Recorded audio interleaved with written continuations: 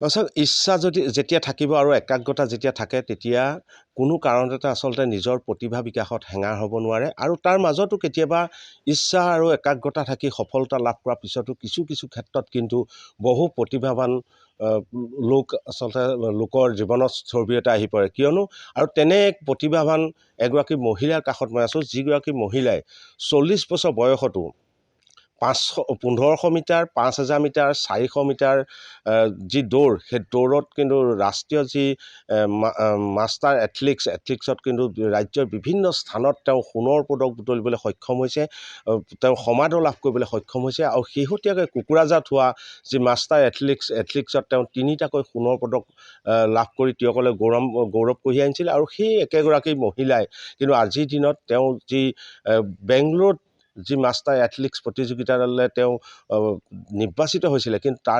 তালৈ যাবৰ বাবে আৰ্থিক অৱস্থাৰ বাবে আজিৰ দিনত তেওঁ হুমুনিয়াহ কাঢ়িবলগীয়া হৈছে মই পোনে পোনে যিগৰাকী মহিলা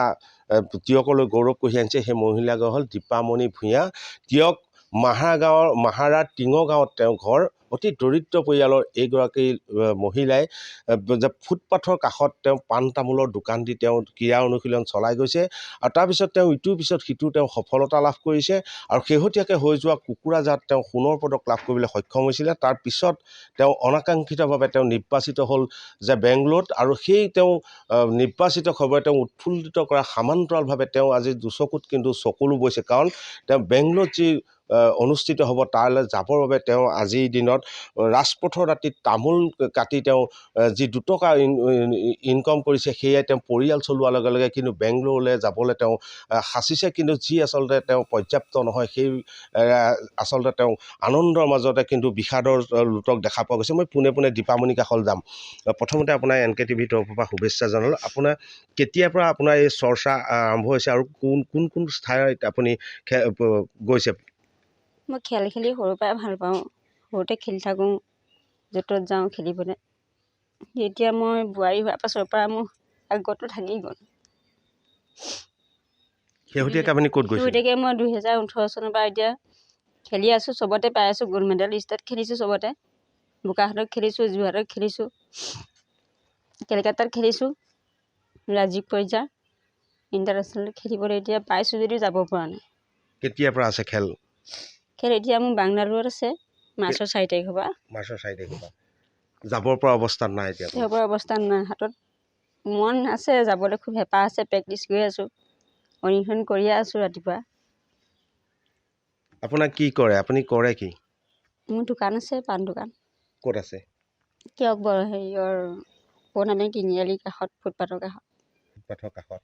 আপুনি এই যে আপুনি যে যাব এই ক্ষেত্ৰত আপোনালোকৰ চৰকাৰী পিনৰ পৰা কিবা সা সুবিধা দিছে নি নাই দিয়া একো দিয়া নাই এই যে ক্ৰীড়া সংগঠক আছে বা চৰকাৰী বিভাগৰ যিসমূহ আছে বিষয়ৰ বাবে তেওঁলোক আহেনে আপোনাৰ কাষলৈ নাহে কোনো নাহে আপুনি কিবা আবেদন কৰিছে নি তেনেকুৱা মই কৰিছোঁ আমাৰ ক্ৰীড়া সন্থালৈও মই দিছোঁ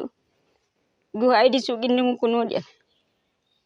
নাই মুখ্যমন্ত্ৰী ডাঙৰীয়াই কৈছে যে যিমান ক্ৰীড়া প্ৰতিভা আছে সকলোকে সহায় কৰা হ'ব কি ক'ব আপুনি হিমন্ত বিশ্ব ছাৰে যদি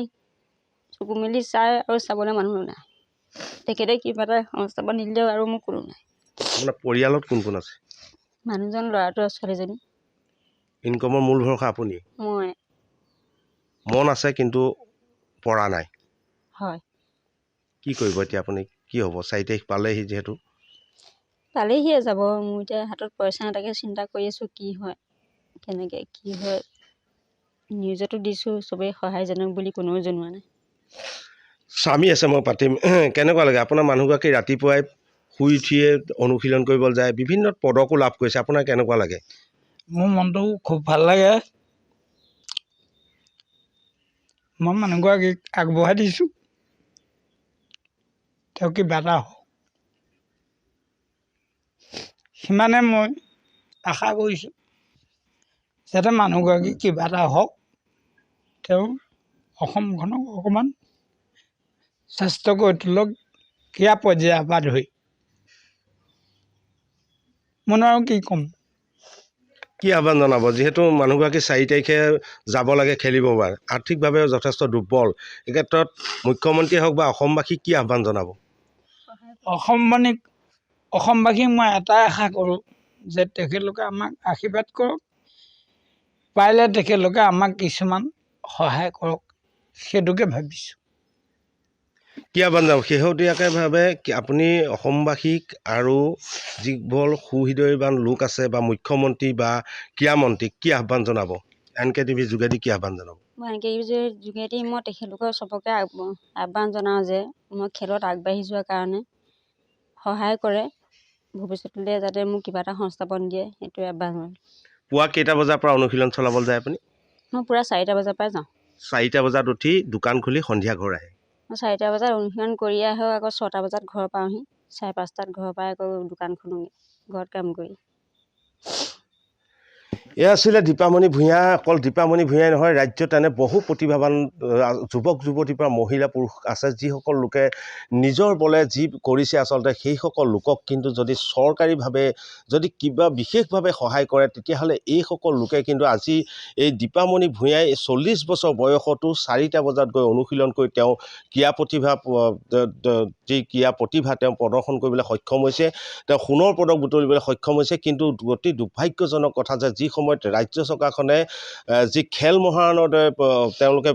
কাৰ্যসূচী গ্ৰহণ কৰিছে, বিভিন্ন ক্ষেত্ৰত যিসকল ক্ৰীড়াৰ লগত জড়িত লোকসকলৰ কাৰণে বিভিন্ন আঁচনি প্ৰস্তুত কৰিছে, তাৰ মাজতো কিন্তু এইসকল লোক কিন্তু বঞ্চিত হৈ আছে। আৰু এইসকল লোকক প্ৰকৃতাৰ্থত যদি চৰকাৰে গুৰুত্ব নিদিয়ে তেতিয়াহ'লে এনেধৰণৰ বহু প্ৰতিভাই আচলতে নিজে কষ্ট কৰি সাফল্য লাভ কৰিবলৈ সক্ষম হোৱা এইসকল কিন্তু প্ৰতিভা অকালতে মৰহি যাব। আৰু তেওঁলোকক যিসমূহ অনুৰাগী আছিলে আচলতে তেওঁলোকৰ সেই অনুৰাগীসকলো যথেষ্ট হতাশ হৈ পৰিছে, কিয়নো অহা 4 তাৰিখৰ পৰা যি বেংগলোৰত অনুষ্ঠিত হ'ব মাষ্টাৰ এথলেটিক্স, তেওঁ বহু সপোন আছিল তালৈ যোৱাৰ, কিন্তু আজি এই মুহূৰ্তত কিন্তু তেওঁ পইচাই যে আৰ্থিক অভাৱে যে তেওঁ সপোনবোৰ চুৰমাৰ কৰিবলৈ গৈছে সেয়া নিশ্চিত। আৰু সেইবাবে আচলতে এই মুহূৰ্তত সকলোৱে আহ্বান জনাইছে, সুহৃদয়বান লোকেই হওক বা চৰকাৰী পৰীক্ষাই হওক, দীপামণি ভূঞাৰ দৰে এনেধৰণৰ ক্ৰীড়া প্ৰতিভাসকলক যাতে কিছু হ'লেও সকাহ দি তেওঁলোকৰ জীৱন আগুৱাই যোৱাত সহায় কৰে।